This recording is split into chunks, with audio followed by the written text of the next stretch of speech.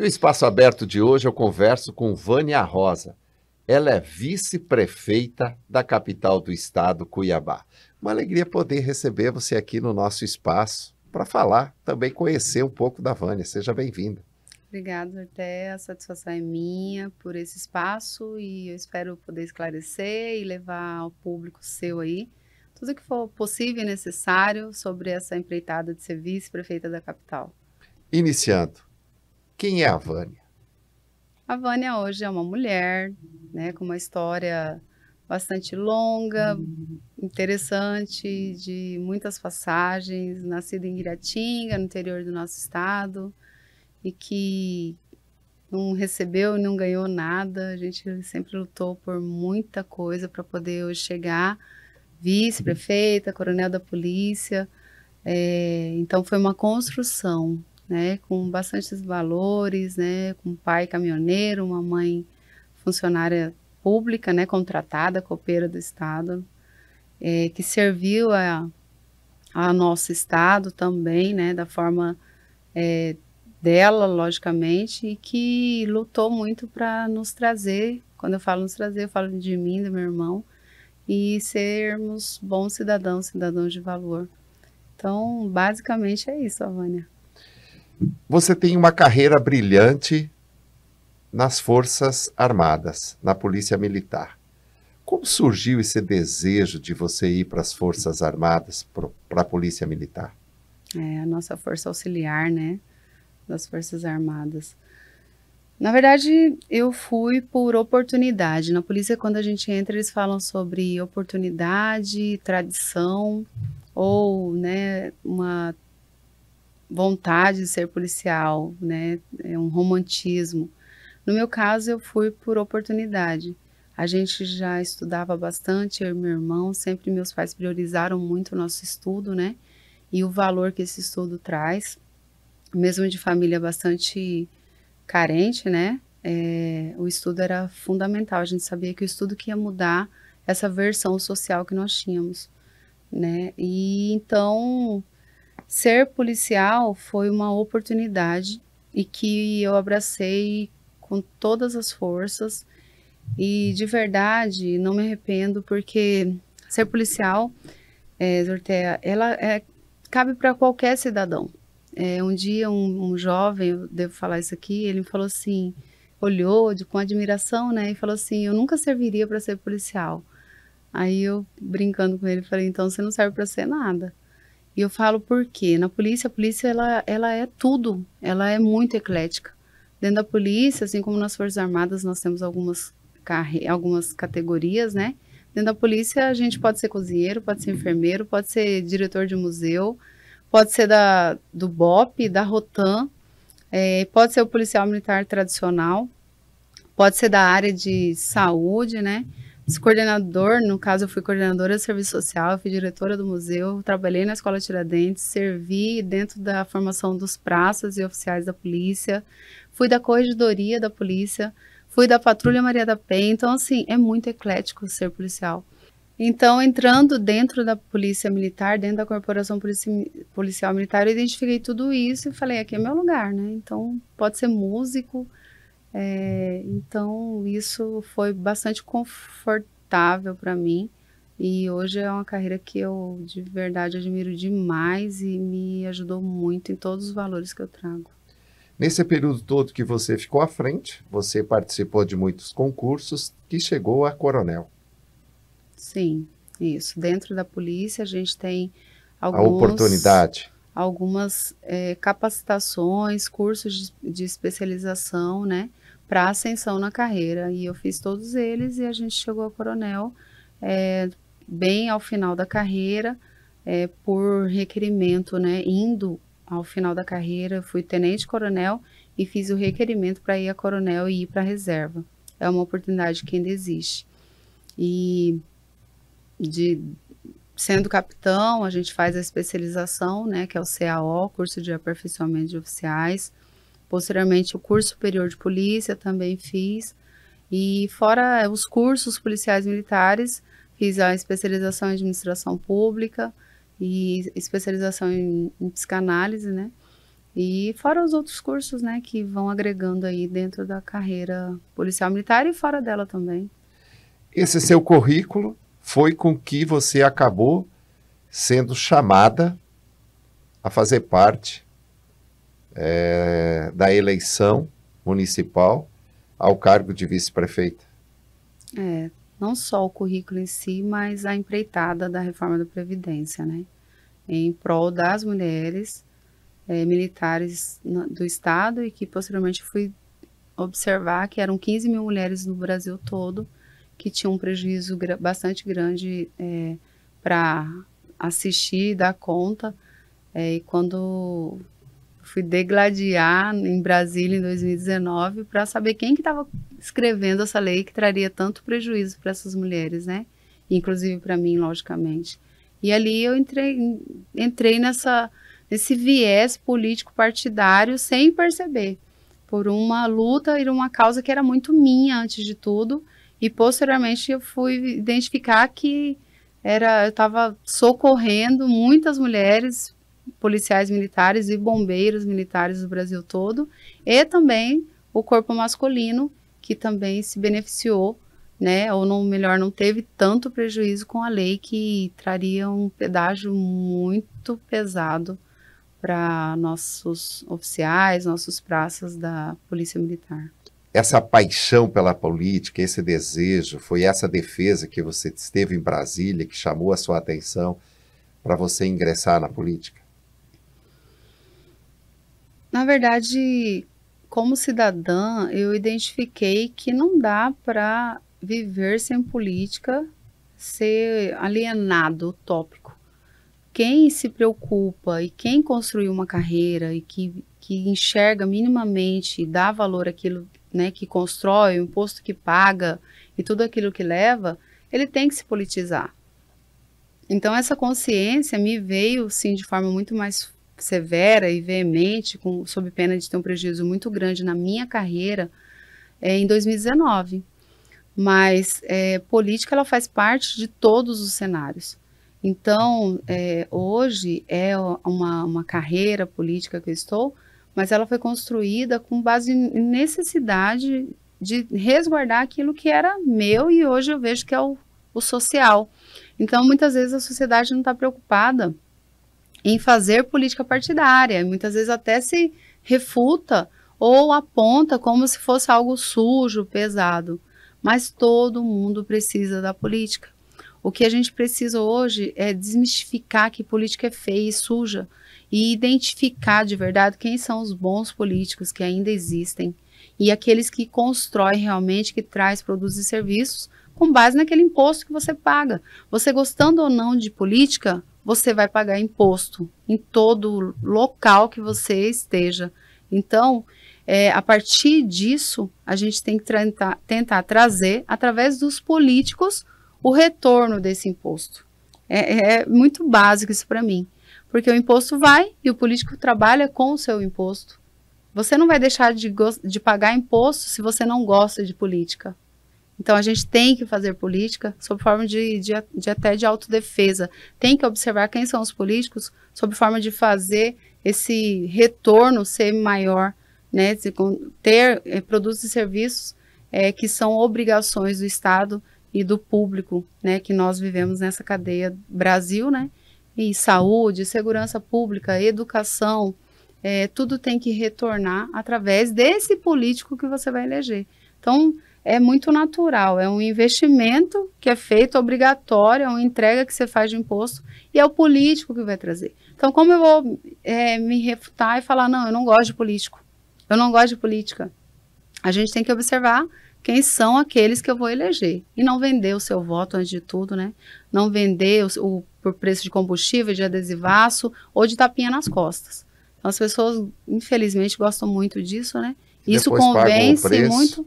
De 4 anos. Exatamente. É por isso que muitas vezes a política fica da maneira que está. Exatamente.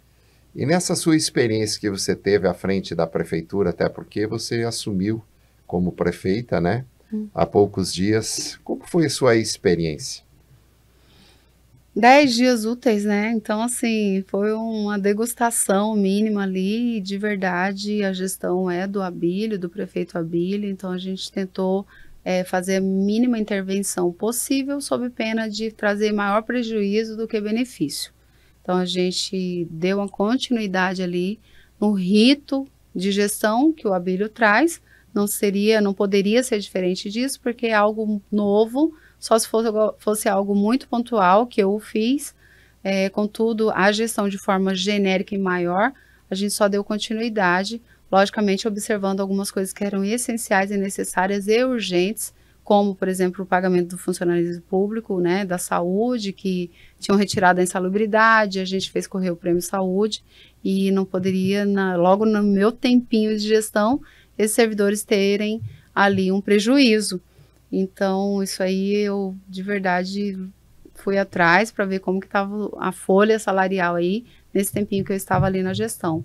E no mais, a gente foi autorizando ou não algumas demandas ali, rotineiras, né, e burocráticas ali da prefeitura, entre os vereadores, né, e deu certo. O Abílio chegou, a casa estava em ordem, sem nada que fosse urgente, né, ter sido deixado de ser resolvido, e ele tem dado continuidade. A Vânia hoje, ela está satisfeita no cargo que ela está alegre em poder contribuir com a população cuiabana? Exatamente, eu tenho um cargo, né, de vice-prefeita, estou na função de vice-prefeita, Claro. Contudo, não estou satisfeita, porque legalmente a gente não tem legitimidade, funções, atribuições, isso é sabido por todos que me acompanham, né? É um passo a mais a ser dado na reconstrução da vice-prefeitura, da vice-prefeita hoje, que não foi algo que foi gerado pelo prefeito Abílio, já vinha, né, essa forma de péssima administração já historicamente, né, um prejuízo que foi deixado aí pelos gestores anteriores e que hoje a gente tenta reconstruir a vice-prefeitura.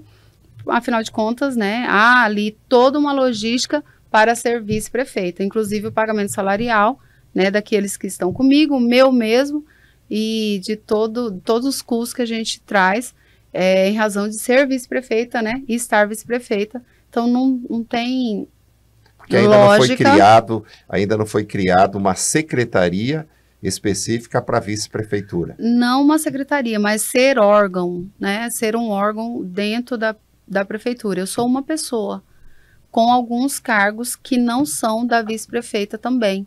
São cargos que são da Secretaria de Governo e que foram emprestados para a vice-prefeita. E é só isso, né? E uma sala, 2 salas no caso, um para amparar essa equipe e um gabinete que é meu, que está ali no 7º andar. Mas o que essa sala, com esse espaço e esse grupo, inclusive a vice, fazem? Eles são legitimados, eles têm legalidade para fazer o quê? Nada. Hoje, enquanto prefeita, vice-prefeita, nada.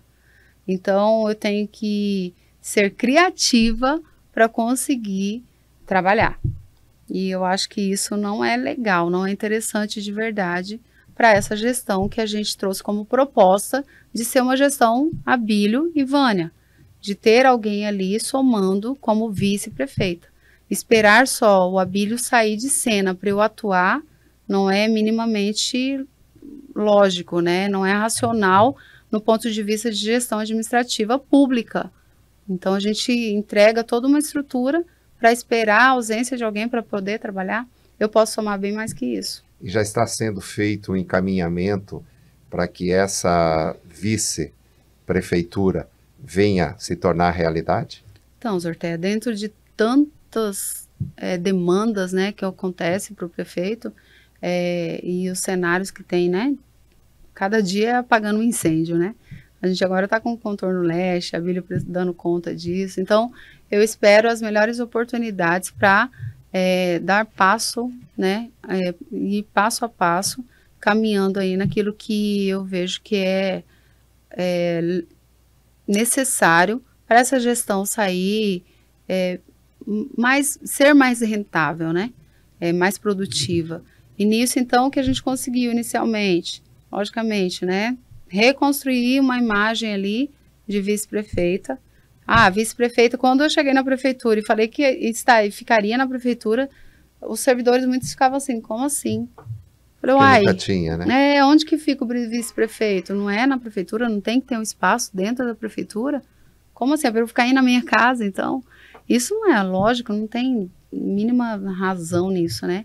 Então, a gente espera tempo por tempo para poder ir lá novamente e alcançar mais um espaço, né? E esse próximo espaço é sim voltar a conversar com o prefeito sobre a atribuição legal, né? Do que essa vice-prefeita pode legalmente falando fazer ou não e legitimar isso, colocar isso dentro realmente de uma estrutura administrativa formal e não trabalhar na informalidade como eu tenho feito e não nessa informalidade não falo que seja ilegal, mas é algo que eu estou tendo que criar espaços para poder trabalhar. Em outras prefeituras do estado, essa secretaria, digamos, essa vice-prefeitura existe. Cuiabá, porque ainda não tem. Capital do estado ainda não tem. Então, eu não posso muitas vezes falar pelos outros, mas assim, aqui é uma cultura que nasceu, né? Então, em 2017, né, com a gestão anterior, as gestões anteriores aí, houve uma desconstrução de relacionamento entre prefeito e vice-prefeito, e aí deu continuidade nisso, formalizaram essa aberração. Então é isso que a gente tem hoje, uma formalidade, uma aberração em razão de relações pessoais, que eu levo como pessoal, porque se você pega o público e você usa o que é pessoal, eu não me entendo com o vice-prefeito, e você, ou eu não me entendo com o prefeito, e você faz uma separação, continua fazendo um pagamento com dinheiro público e não usa a função do vice-prefeito, para mim é uma aberração legal isso. É verdade. De verdade. Então, a gente tem que saber o que a gente está pagando e para que a gente está pagando, então, essa vice-prefeita que está aí, né? E qual a mensagem que a vice-prefeita Vânia deixa não só para a população cuiabana, mas para todas as mulheres? A vice-prefeita Vânia hoje deixa a mensagem de que lugar de mulher, logicamente, né? A velha história de onde ela quiser, mas a gente precisa observar de forma muito sensível realmente a necessidade de mulheres na política, porque eu sempre digo, mulher faz política para mulher, nada contra os homens políticos que estão aí, mas a mulher ela tem um olhar diferenciado quando a pauta é de mulher. Isso eu enxerguei muito claramente quando inclusive estive nessa luta lá pelo não prejuízo das mulheres em Brasília.